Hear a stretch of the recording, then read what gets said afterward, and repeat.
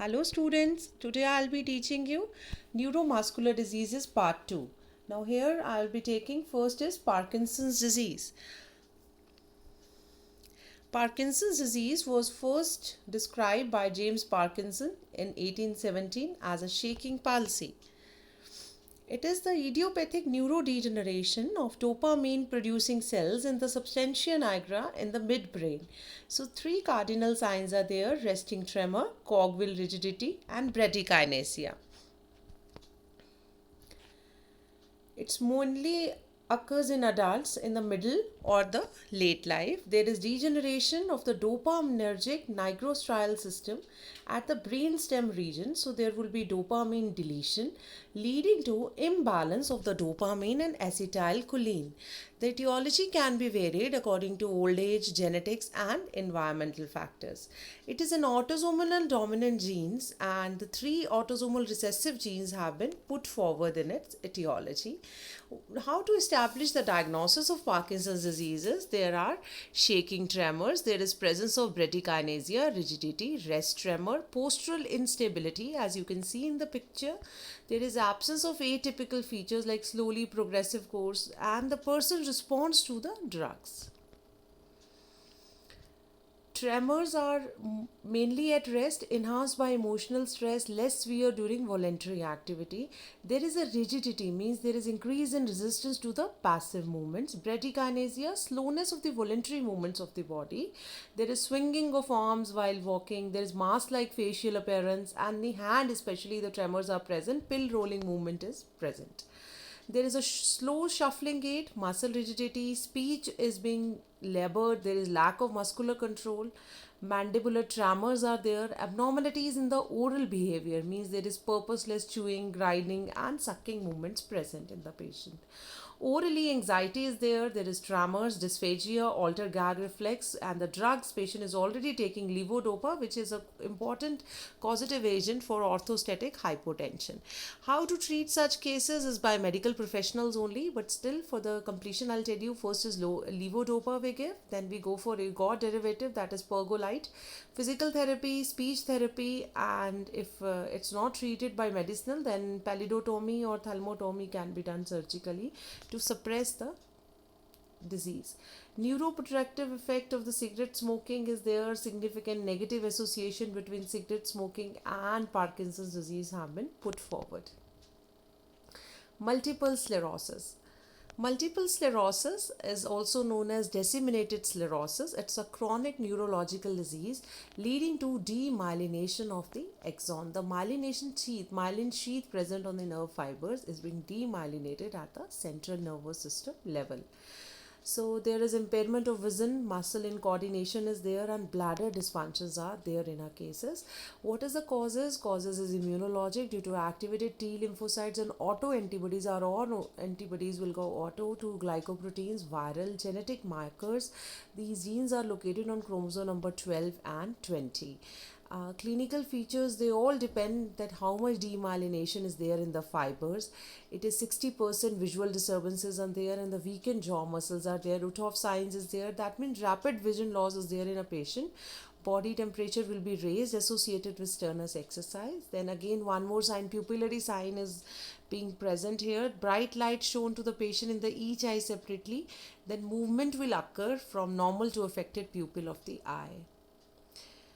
Patient will have short detached words, slurred speech will be there. Charcot striated here is intentional tremor, nystagmus, and slurred speech. Investigation on MRI, it is being discovered in the 90% it will show demyelination, and immunoglobulins will be raised in the CSF fluid. Treatment, again there is not as such being documented much, but still high doses of intravenous corticosteroids, immunosuppressant like azathioprine, methotrexate can be given in such patient. Epilepsy, important one. It is a condition which leads to abnormal recurrent excessive neurological discharge precipitated by many different disturbances. Now, etiology can be many. It can occur at any age group: infant, young adults, and older adults. Infants and can be due to intracranial injury, congenital malformation, or metabolic disorders. In young adults, it can be due to alcohol abuse, trauma, acute febrile infections. In older, it can be due to tumor or the stroke. Now, international classification is important to know. what are partial seizure and what are generalized seizure. In partial seizure there is no loss of consciousness, but in generalized seizures there is loss of consciousness. In the complex partial seizure, usually they occur due to temporal lobe involvement. And generalized seizures are myoclonic seizure, tonic seizures, tonic clonic, grand mal epilepsy we say.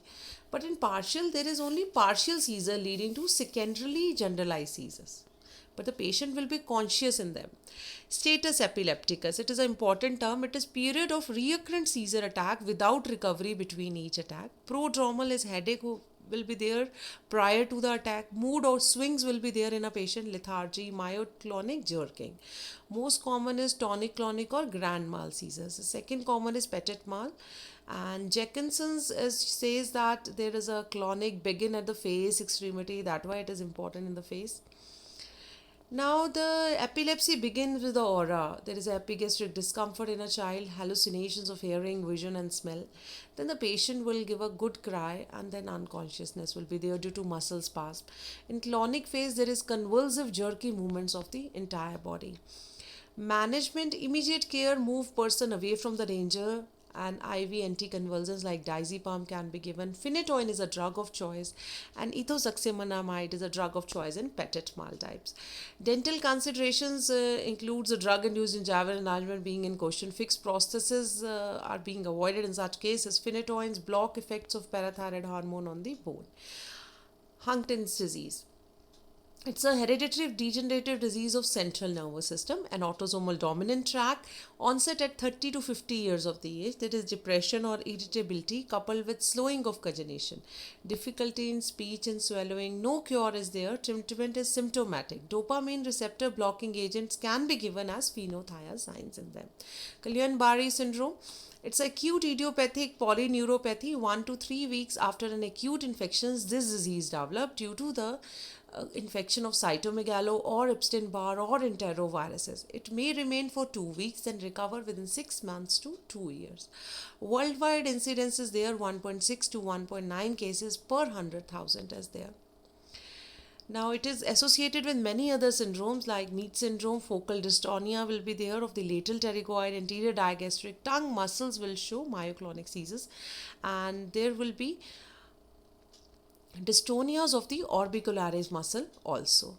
Now problem comes when it's being a challenging task for a dental practitioner to treat those patients because there are limitations of the treatment choices, and moreover there is careful monitoring of such cases. So every preventive measure should be given, very short appointments should be given to such patients to avoid the buildup of anxiety, and a healing touch is always there with the dentist.